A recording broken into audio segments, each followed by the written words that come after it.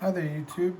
So I wanted to learn how to anodize today, but I wanted to do it with stuff I had in the house anyway, which is I had some sulfuric acid, and I gotta say, if you can get hold of this stuff, contains specially inhibited concentrated sulfuric acid. It's a great drain opener. 6 ounces, just burn through whatever. It's just crazy. Really be careful with it. It's what it says, concentrated sulfuric acid, so that's around 98% or something. It's specially inhibited part means that it's made to attack metals less. I had some distilled water, and so here I have it already cooking, basically anodizing. And I used, again, something I had on hand, which is a power supply that I had. This one says 12 volts, 2 amps, and used to have this lead on it. I have no idea what kind of completely defunct electronics this goes to, but if I ever need it, I could tie it on again. I could weld it back on, solder it back on. Typically, the line that has a dash or a texture is the positive. This one has a little dash, so in fact it was. I used my handy dandy circuit tester, found out. So here I have probably a lot less voltage and amperage than a lot of people do with like this guy's got a nice big $50, yeah, there. See, he's going 16 volts, 3 amps. This has been running a while, an eternity later. So probably a couple hours, but it's got that nice gray anodized look to it. This is my favorite everyday carry knife that I had since like 2004 or something. At the time there weren't too many automatic knives, and this one has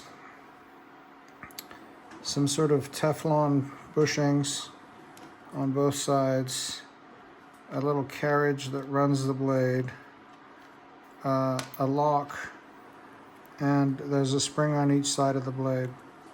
These are the springs. And I can tell you that I had to look up a YouTube video to put it back together. I mean, I puzzled through it once. I took it apart to clean it, and it helped a lot to see that someone had really figured it out and done a YouTube video on it. I took some wax prints of the open space in the knife. Really didn't occur to me. I got the knife as most people do. They kind of look like this, and they're not that cheap. This one's surprisingly cheap. It looks in good shape. My natural aluminum anodization had peeled, was completely pitted and almost worn off completely. So yeah, I stripped it down, and I've got it on this piece of aluminum. It's nice and sturdy. It's got, good 3 points of contact, and that's what's going on with this guy too. And you can see the difference in color. So I believe I've achieved some anodization over about 2.5 hours. You can see this one fizzing away. Those are ions getting pulled off of, or I don't know, it's aluminum getting pulled off of here and giving off hydrogen. And earlier it was quite foamy when you first start. It gives off a lot more bubbles, and they pop, but these are kind of too small to pop, but it's hydrogen. Anyway, so here's another one, 129. There's one beautiful blue anodized. That's nice. And yeah, I hadn't seen this frame before, but it's the same. It's still the 290 spring assist locking mechanism, so it doesn't pop open in your pocket. And yeah, I watched a bunch of videos on how to anodize at home or homemade or whatnot. Love this guy. I've already been talking 5 minutes, and this guy tells you everything you need to know in 2 minutes. So awesome. Warp Lab. Shout out to the gentleman at Warp Lab. So yeah, this is just stuff I had on hand. I didn't go get battery acid. I just happened to have this drain cleaner, and I had this stuff too, and I got a nice finish on here. Smoothed it all down with sandpaper. Got it all nice and even texture. I'm putting my fingerprints all over it, but I will take care of that in my Jeweler's ultrasonic. Yeah, so like I said, I've got 12 volts and only 2 amps running this thing, so it's kind of gone slowly. I noticed that this liquid heats up, and they say it should stay cool. Other people, not this guy, but maybe he did, I don't know. And yeah, so this is some wax parts that, I just flowed wax into here, so these are really nice and precision. And this is in case I wanted to cast some pieces out of silver to go in here. Like I said, I love this knife, and I've owned it for, I feel like 20 years or something. I think it came out in 2004, and I feel like I've had it for longer, to the point where I wore the blade into this little stubby, which is actually a super great oyster opener. I like the knife so much, I bought a couple more because I'm a knife collector. And these are like basically new in box, kind of never been used as a knife. They still, razor sharp. This one picked up a few hairs, but it's not as good as this one right here, which is a beautiful Damascus blade. It's numbered there, you can see 177 out of 1,000. Apparently this is Mastodon Ivory. It says it right there. This is the 177 out of 1,000. Inlay of Mastodon Ivory. And like I said, this is one of my favorite everyday carries. Love the thing. So I'm kind of working on re-anodizing, and I was gonna inlay these mother of pearl since it's my oyster opener, and I cut these earlier. This is probably gonna go on the clip. Well, it is. It can only go on one side, so this one's actually going on the clip side. And yeah, so I think the anodization has cooked down enough. And let's see, this is still bubbling. And I'm gonna pull it.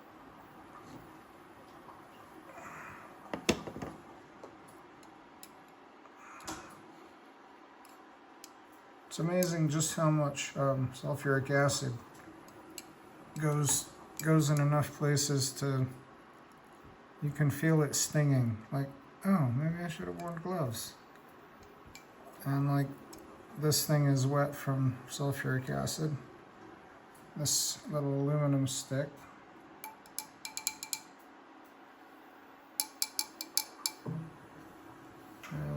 Now it looks pretty good.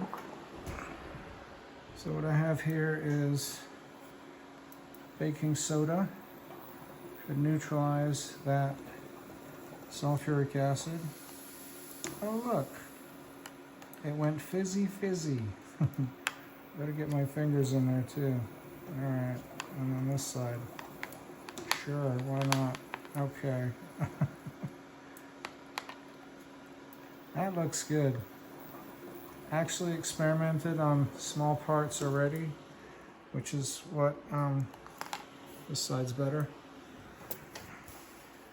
It just, this was just raw aluminum, and I already had the red anodized wheels and single fork,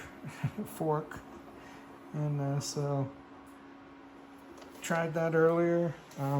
Went much longer with the anodization. Got some red dye here. I happen to have a pack of scarlet red, enough to dye a pound of material. It was just 31 grams, 31.1 grams. It was just dry stuff, powdered. So now that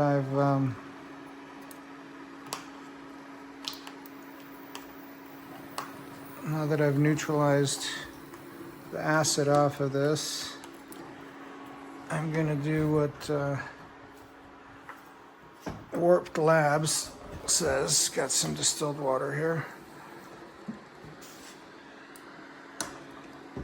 and rinse this stuff off. Let's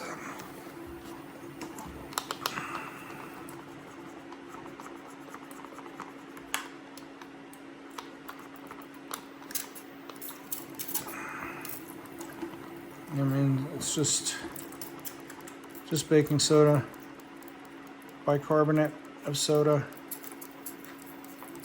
Just rinse off any of that with the distilled. Neutralize the acid. Let's see. And I'm actually so fascinated with this whole anodization and the way it hardens the aluminum and makes it corrosion resistant. I'm gonna get the proper tools to do this. Get the right dye, not clothing dye, and maybe even the right kind of sulfuric acid. And it'll be super nice to be able to get a anodization like they have on this carabiner. Just some nice stuff. And that's just, they say if you have the sulfuric acid nice and cold, you get the harder anodization. And this is definitely some hard anodization on something like a carabiner. So I let the dye concentrate a little, and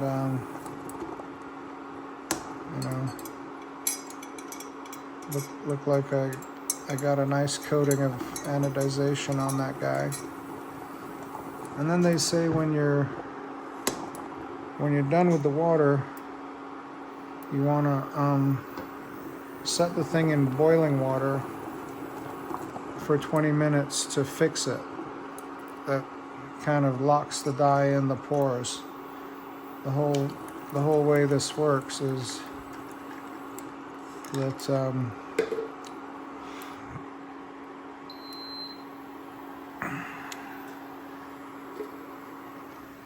the anodization has pores, and the dye gets into the pores. Anyway, that's about the idea. Many other videos about how to do this, but I just went with stuff I had on hand, some drain on blockers and stuff. Actually, I forgot to mention, once you get your aluminum perfectly clean,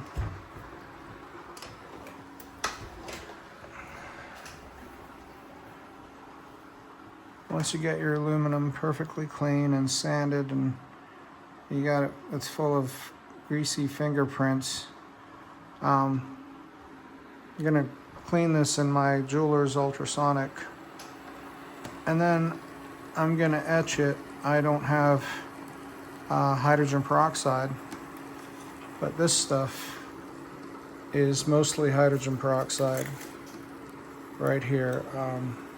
Zep used to make one that was really good. It was also called Crystal Heat, but it was just pure sodium hydroxide. Did I say hydrogen? Sodium hydroxide with shavings of aluminum in there.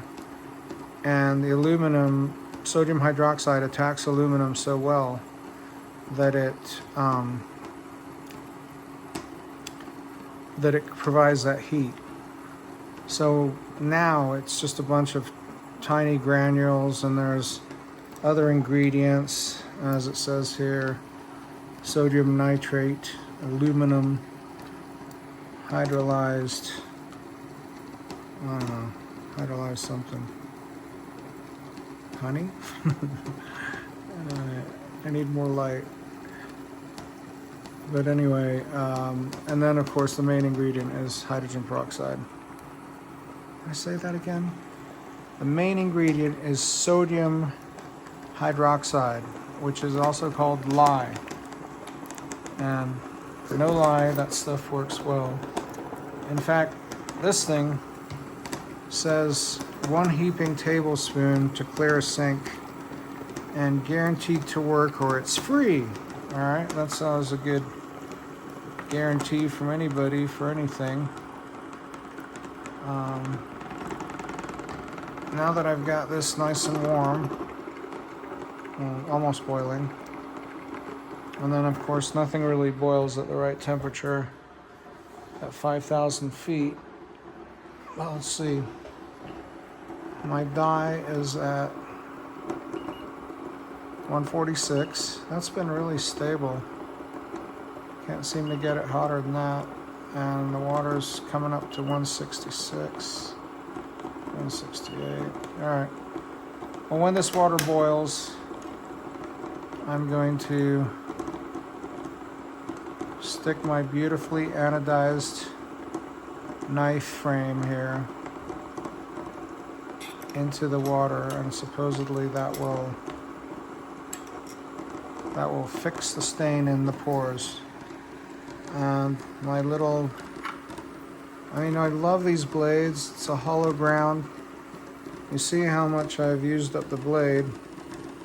You see how much I've sharpened it. And this just holds an edge like a buck.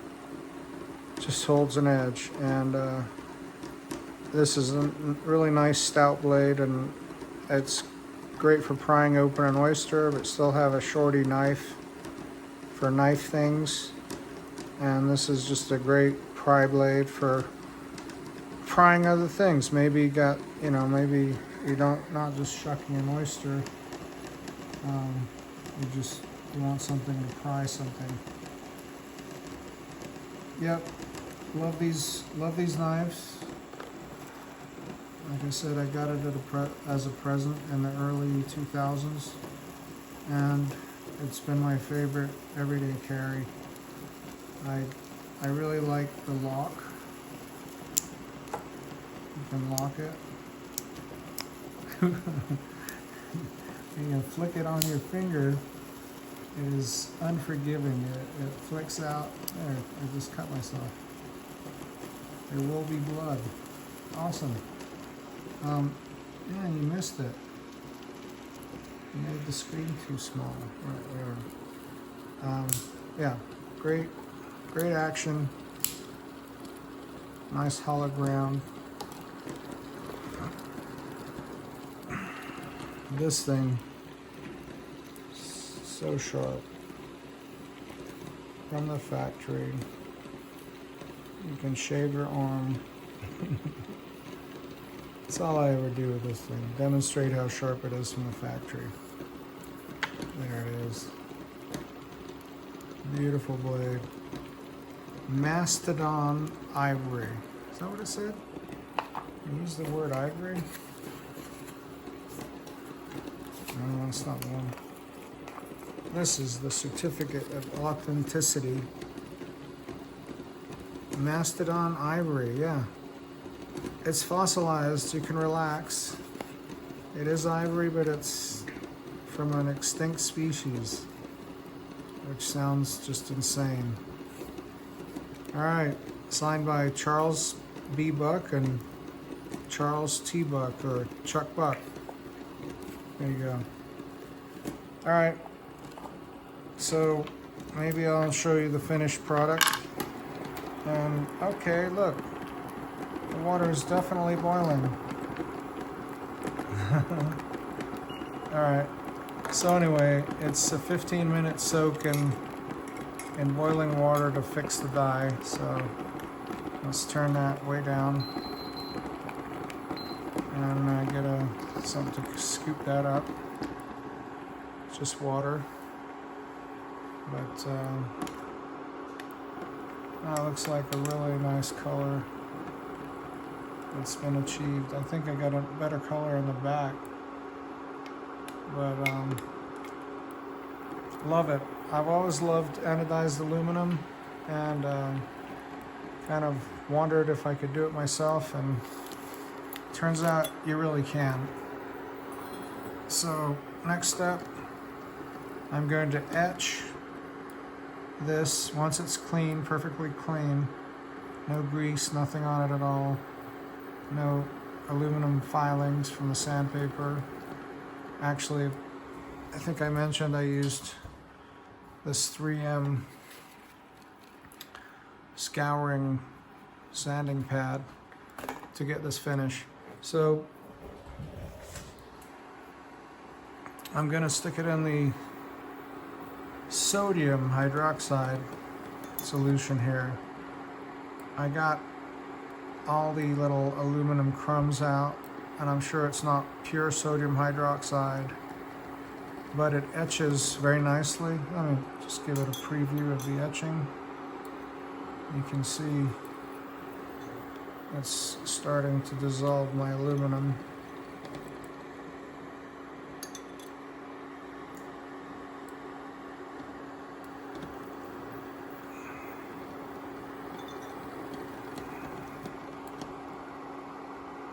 Alright, well, last time I did it had more bubbles coming off, but there it is.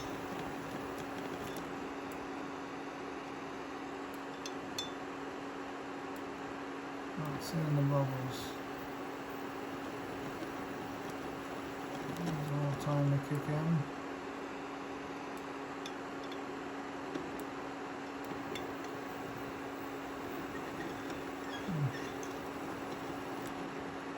Oh yeah, you can't really see it, but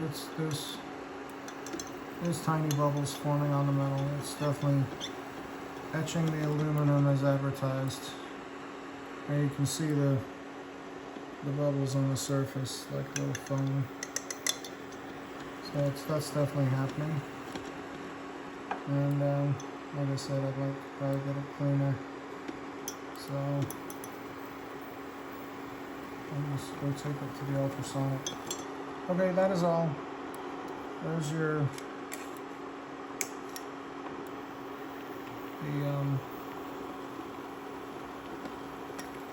hot. This piece of aluminum is hot. Yeah, so it's probably going to stay this color. I really hope it does. And there it is. Home anodizing with materials and drain uncloggers on hand. Okay, thanks for watching.